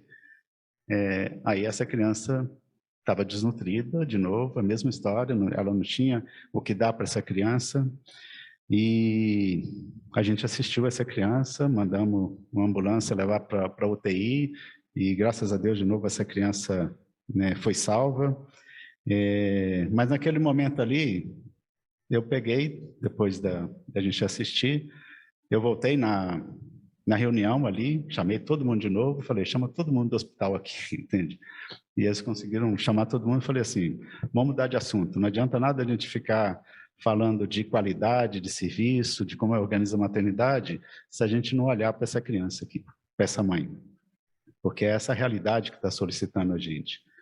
E a gente passou a tarde inteira falando daquele caso, de como a gente olha para isso, de como é que a gente responde a essas situações, de que é o que eu preciso para responder, porque não é questão de uma competência técnica, não é uma questão de eu consigo fazer ou não consigo fazer, qual que é o certo, não, é uma questão de uma sensibilidade, sem essa sensibilidade sem esse olhar, sem esse interesse pela realidade, sem essa disponibilidade com a realidade, não acontece nada. Controla meu tempo, tá? Já pode concluir. Já posso? Nossa. Então, quer dizer, eu vou acelerar aqui, tá? Não vou concluir não, mas vou acelerar. Todas essas circunstâncias, eu poderia repetir aqui, contar uma porção de outras circunstâncias que foram acontecendo no âmbito desse trabalho, nos vários municípios que a gente visitou e que a gente trabalha de uma maneira rotineira, a gente foi entendendo que precisava do nosso trabalho, pensando um pouco as coisas também que a gente ouviu de ontem para cá, que se abrisse como espaço de diálogo com as pessoas. Porque isso é fundamental para a gente resgatar tudo aquilo que é importante, né? Não adianta lei, não adianta portaria, não adianta dizer o que tem que fazer, se a gente não dialogar sobre as coisas, né? Para que a gente possa ajudá-los a entender o desejo que carregam, né? Como vocês estavam contando ontem, né? O desejo de bem que a gente carrega, que qualquer um carrega, né? Não é privilégio de ninguém carregar esse desejo, porque a gente foi feito assim, mas a gente precisa descobrir isso, né? O envolvimento com a realidade, né? Como método, igual o Papa Francisco falava, precisa descer do balcão e ir lá para a praça, se misturar com as pessoas. Igual a Cleusa falou, né, que saiu da realidade que ela tinha antes e foi morar na favela, né? Isso é a gente se envolver com a realidade, porque sem se envolver com a realidade não tem jeito da gente fazer nada. Aprender a fazer uma hipótese positiva, e a hipótese positiva ela é possível em toda circunstância, em toda realidade, né? Compreender o trabalho como serviço, né? Como servir alguém, né? Não como me satisfazer nas minhas necessidades e pronto, mas o meu trabalho é servir alguém. Meu trabalho é servir aquelas pessoas, profissionais de saúde, gestores, com quem eu vou trabalhar, né? E dar disponibilidade para isso, né? Essa abertura para o diálogo, né? E uma coisa que ontem o Aníbal falou, né? Que ele falava, né? Que o protagonismo nasce da alegria de existir, né? E isso eu reconheço em mim, né? Que o protagonismo nasce porque um dia eu fiz aquela experiência que me deixou super contente com o Jonathan e depois com o Benê, e eu poderia contar 1000 outras, né, situações e cenas da minha vida, né? Mas ela amadurece no tempo, né? O protagonismo não está pronto desde o primeiro momento.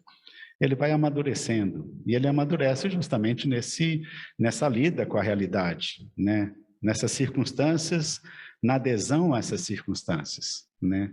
Eu posso olhar a circunstância e ficar meditando sobre ela e fazendo 1000 análises, etc. Isso não muda nada. Mas quando a gente se coloca disponível e se envolve, isso muda, né?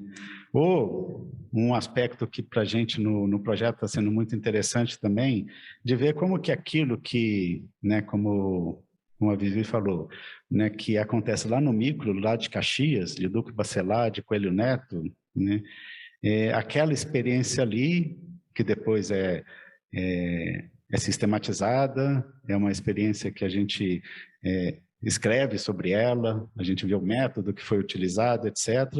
Isso se torna uma contribuição para a política nacional de saúde, né? Porque depois, em Rondônia, por exemplo, que é um estado tão de tanta dificuldade quanto o Maranhão, né? Mas ali também a gente conseguiu, com a Secretaria Estadual, definir uma linha de financiamento para esses ambulatórios organizados com essa qualidade que a gente falava. Ou nos últimos tempos que a gente está discutindo com o Ministério da Saúde, o como revisar aquilo que é chamada a rede cegonha, né, a rede materno-infantil, todas as portarias e todas as políticas de saúde e financiamento para organizar uma atenção de qualidade, né? Que é um diálogo, quer dizer, é daquela questão, né, da mudança cultural também que o Alejandro falava, né, que uma pessoa mudada, isso tem um impacto que chega até o institucional e se torna possibilidade de mudança de lei, né, como a Cleusa falava antes, uma mudança de uma portaria, de uma política pública de saúde, enfim, quer dizer, influencia numa formulação no nível grande, né? Mas nasce desse a gente se interessar pela realidade, né? De entender que a gente trabalha com pessoas, para pessoas, né? E que isso é que muda o mundo, né? Se a gente vê tudo aquilo que a gente está vendo hoje acontecer no mundo, mais perto ou mais longe, e que preocupa, assusta a gente, de onde pode nascer uma possibilidade, uma resposta? Pode nascer disso, né? Dessa experiência pequena que acontece aqui, pequenininha, mas potente, né? Potente porque muda a realidade. Eu ia contar mais, mas não dá. Tá ótimo, a gente pode continuar a conversa a partir das perguntas que vocês suscitaram, porque foi muito provocativo tudo, e a Jo vai passar para vocês as perguntas e aí você continua contando, Marquinhos. Muito obrigada, gente. Bom, tem muitas perguntas, tá ligado? Tem muitas perguntas aqui, não vai dar tempo da gente fazer todas, mas eu vou fazer algumas direcionadas uma para cada, para a gente conversar um pouquinho mais. A primeira direcionada ao Martionei. Se você pode dar um exemplo concreto. Só voltar aqui. De como que esse olhar para a pessoa aconteceu na obra do reassentamento. Eu fiquei preocupado com o tempo aqui, acabou que realmente faltou um pedaço, né? Por exemplo, tem uma história que enquanto eu estava falando, eu estava me lembrando, que é do Adão Matuchel. Adão é um cara que nasceu na beirada do Jequitinhonha, eu tive o prazer de conhecê-lo numa das vezes que eu fui lá, e esse trabalho que a gente se propôs a fazer foi, a partir das habilidades das pessoas, construir se a gente estivesse falando da administração dentro da academia, a gente estaria falando do business plan, né? Mas a gente transformou isso numa linguagem e dentro de uma condição que a pessoa lá no campo pudesse ter condição de empreender a sua produção. O que aconteceu? Só para vocês entenderem o contexto dessa atuação. Quando a CEMIG fez a desapropriação das pessoas e as relocou, ela contratou a Emater para fazer curso para todos eles. Mas partiu do pressuposto que todo mundo tinha uma mesma capacidade, tinha um mesmo interesse, uma mesma habilidade. Então, ofereceu o curso de plantio de mandioca, de café, de sei lá o quê.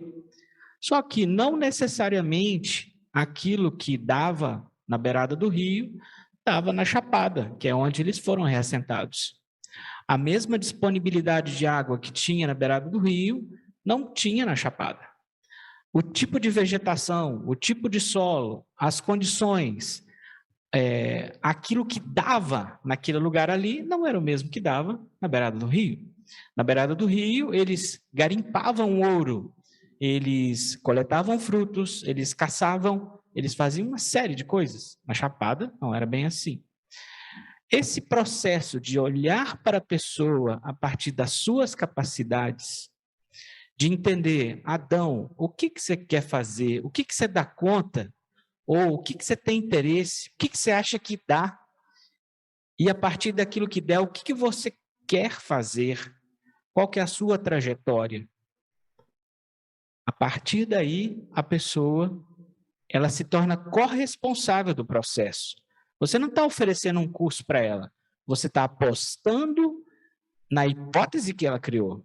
Ela é corresponsável.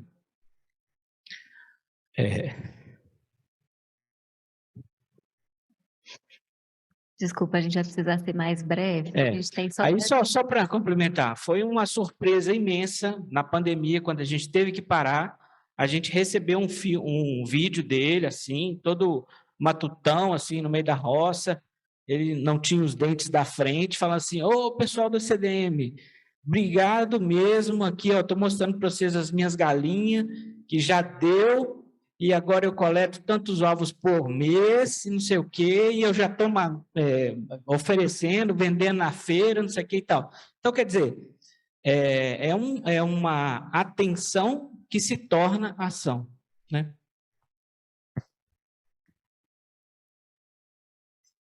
Agora, para a Luciana, para entender melhor esse termo que você diz da inteligência social e como que esse movimento pelo eu, esse protagonismo não se torna assistencialismo. Olha, bom, primeiro eu queria dizer que eu estou tão impactada com tudo que vocês falaram, assim, 3 gigantes, assim. E eu realmente nunca passei fome, ao contrário, eu nasci numa família rica. Mas eu nunca me conformei com tanta gente passando fome, porque eu consigo enxergar esse sofrimento e eu acho totalmente desnecessário e violento, né? Se nós fôssemos mais organizados, se nós colocássemos o ser humano realmente no centro de tudo. E eu acho que para ser protagonista você precisa se importar. Você pode ver tudo de ruim, mas se você não se importar, você nunca vai ser protagonista. Eu acho que quem se importa é a protagonista. Então, esse livro ele nasceu dessa vontade mesmo de repensar as causalidades das várias fomes, né? De dizer que a maior inteligência é fazer o bem. Quando a gente faz o bem, a gente está fazendo bem para todos, no coletivo e individualmente. E que se você pensa só em você, você não tem inteligência social. Você pode ter aquela inteligência que resolve um problema pessoal seu, mas você não tem inteligência social, você não tem inteligência coletiva. Então, eu quis fazer uma tese, né, porque eu acho que isso é muito importante, porque a Segunda Guerra Mundial não tem nem 100 anos que ela aconteceu. Eu imagino que todo mundo deve ter imaginado, nunca mais uma guerra, né? E olha a gente cometendo os mesmos problemas, fora que os mesmos erros, né? Fora que, antigamente, se você jogasse alguma coisa no lixo, há 100 anos atrás, talvez não fosse problema. Hoje, né, o Brasil recicla só 1% do seu lixo gerado, vai ter mais peixe no oceano do que, plástico, do que peixe em 2050. O que a gente está fazendo? A gente está se destruindo. Por quê? Né? E, por outro lado, eu vejo eu também acredito no ser humano, né? E eu vejo muito desperdício por todos os lados, inclusive em educar crianças. Tem muitas crianças que têm possibilidades, diferentemente de outras crianças que não têm possibilidades, mas a elas não é ensinado, às vezes, o necessário. Ao contrário, né? Elas ficam à margem de uma realidade. Eu vejo por mim, a primeira vez que eu levei a minha filha para colher alimentos comigo, e ela foi numa favela comigo, ela tinha 6 anos de idade, hoje ela tem 30. E ela falou assim: mamãe, eles são iguais a nós. Claro que eles são iguais a nós, eles vivem em bolhas e não é culpa deles também. Né? E às vezes a gente fica um com raiva do outro, um chateado com o outro, quando na verdade a gente tinha que se unir, dar as mãos. Né? É um planeta só, uma terra só, é um país só. Então eu faço várias considerações no livro, como essa, por exemplo. A política não é algo que você vai lá, faz alguma coisa e desmonta tudo depois de 4 anos. Política é muito mais do que isso. A política é necessária para administrar o nosso país. Né? Então, eu trago reflexões em todos os níveis para que a gente reflita o que é praticar a inteligência social e a importância disso. A questão do assistencialismo, ele se faz necessário na medida que a gente tem milhões de pessoas morrendo de fome, que é uma violência, né? Que a gente tem todas essas situações que os colegas aqui citaram, só algumas, são milhões. Então, assistir é super necessário. Uma pessoa que tem tudo, já com, sei lá, 12 anos de idade, quando ela era recém-nascida, ela foi assistida. Faz parte a gente ser assistida em determinado momento, né? Agora, aquele que não tem nada além do que a sua sobrevivência, ele não consegue investir em nada, né? Se a pessoa tem fome de comida, porque, já, como eu digo, já está faltando várias coisas para ela, né? Outro dia, eu contei o caso aqui de uma moça que disse que viveu a adolescência sendo despejada porque a família não tinha como pagar aluguel. Outro dia, uma morreu porque não tinha R$30 para pagar o traficante de crack, porque ela morava na rua e estava com fome. E a gente vê isso todos os dias, né? Para quê? Por quê? Qual o sentido disso, né? Então, eu acho que as pessoas falam assim, não tem que dar só o peixe, tem que ensinar a pescar. Tem que dar a vara. Tem que dar a vara.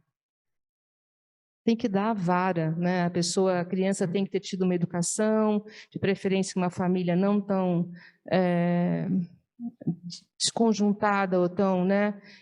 Ter tido uma educação, uma saúde, e depois ela vai virar um cidadão que ela vai trabalhar para se alimentar. O que acaba com a fome é emprego, é renda também, né? O que acaba com as fomes é a forma como mudar a forma como a gente se coloca no mundo. Então, minha proposta é essa, é chamar atenção para esse fato, principalmente para aquele país rico, né, que às vezes não está olhando o que acontece do seu lado, né? E eu concordo com você, Cleusa. A nossa política, ela não chega não chega.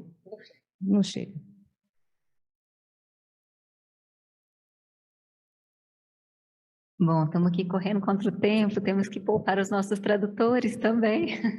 Então, só mais uma para a Cleusa.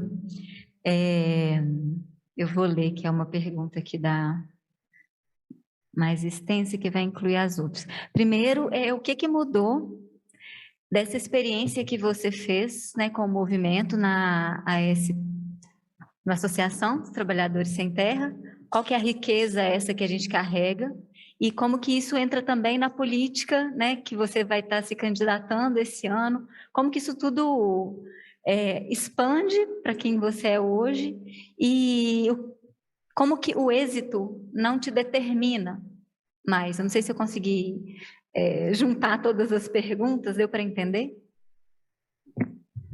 Bom, não sei, vamos ver. Olha, você pergunta primeiro do êxito, né? Como é que o êxito não determina a gente, né? Então, aí eu acho que entra muito aquilo que eu falei antes, né? Do encontro que a gente faz com pessoa que nos ajuda nesse caminho. Porque eu penso que o trabalho social é um negócio muito perigoso, porque é uma linha muito estreita que divide você do céu e do inferno. Porque quando você começa a fazer trabalho social, você começa a achar que é eu que faço. No meu caso, que vi tantas coisas acontecer, você começa a achar que é você que faz. E você começa a se achar, eu vejo isso no trabalho social, que o trabalho social não é diferente da política, do governador, dentro de um ponto pequeno. Mas você não é diferente do governador e do prefeito, porque você faz as coisas. As pessoas veem em você uma tábua de salvação. E te põe na cabeça isso. Você é o máximo, você é mais... Sabe? Então, é uma coisa muito perigosa. Então, a gente tem que se fiscalizar muito da gente entender que a gente é um instrumento de Deus na luta do povo. É só isso. Porque se eu começo a botar na minha cabeça que é eu que faço, porque a minha determinação e a minha insistência, eu tive num encontro de um cara que ele se acha muito importante, e no discurso ele falou: eu quero parabenizar a Cleusa e o Marcos pela resistência deles no movimento popular, pela resistência.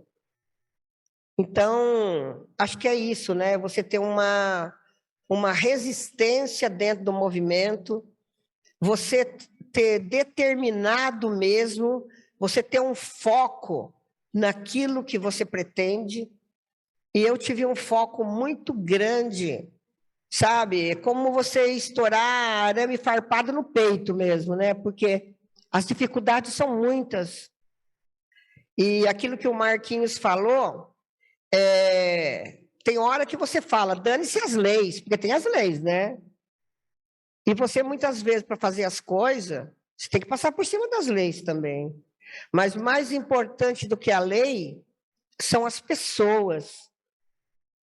E a minha vida foi assim, né? Botar sempre em primeiro lugar. Acho que Deus abençoou muito a nossa luta, porque sempre em primeiríssimo lugar teve as pessoas. Se eu tinha algum interesse ou alguma pretensão, esteve sempre em segundo lugar, porque em primeiríssimo lugar estava o interesse das pessoas.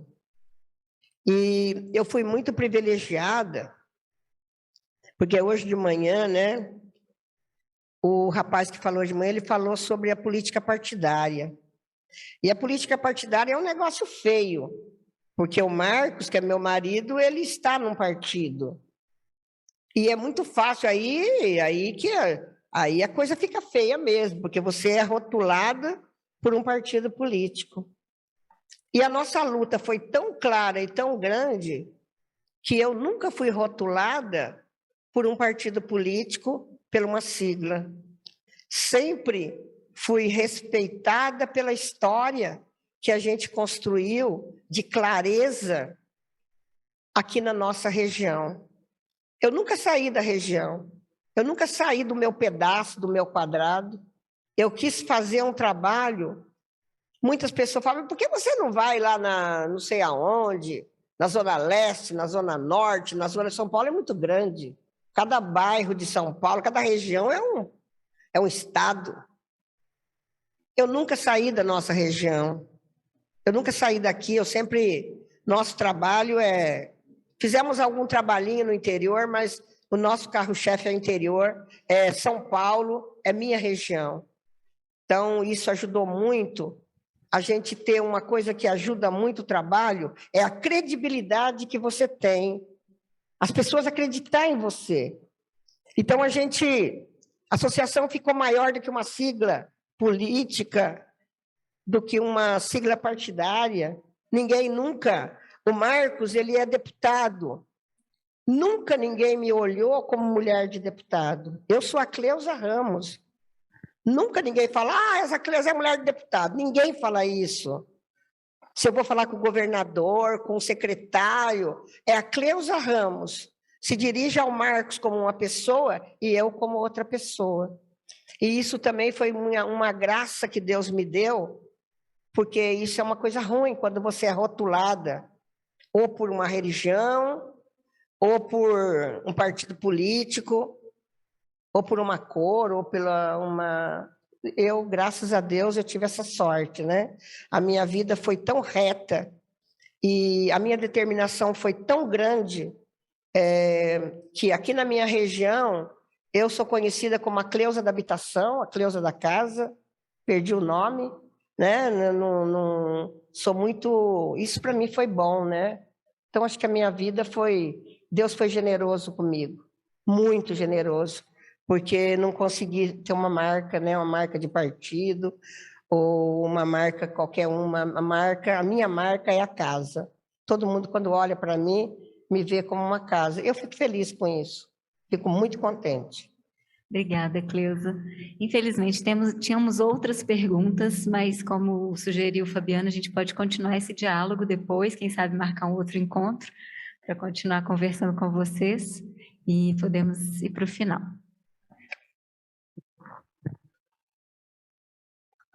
Queria agradecer muito vocês quatro. A gente tem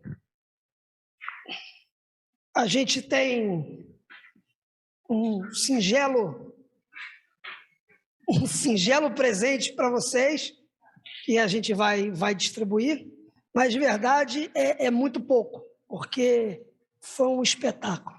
Foi um espetáculo. Eu agradeço muito vocês.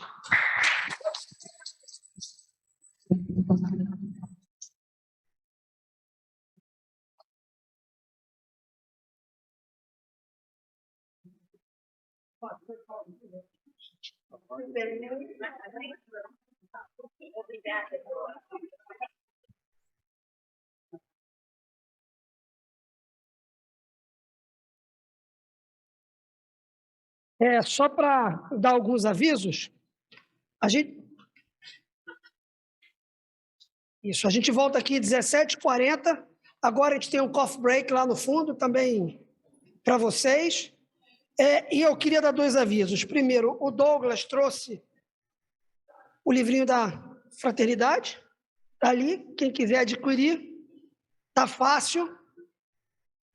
E a Clarice, no fundo, está vendendo algumas obras, eu diria até obras de arte, que ela produz, né? Alguns artefatos. Quem quiser ir lá na mesinha também. E o Instagram da Clarice é mãos_d_clara. Tá bom? Vamos privilegiar os nossos amigos. Obrigado. 17h40 voltamos.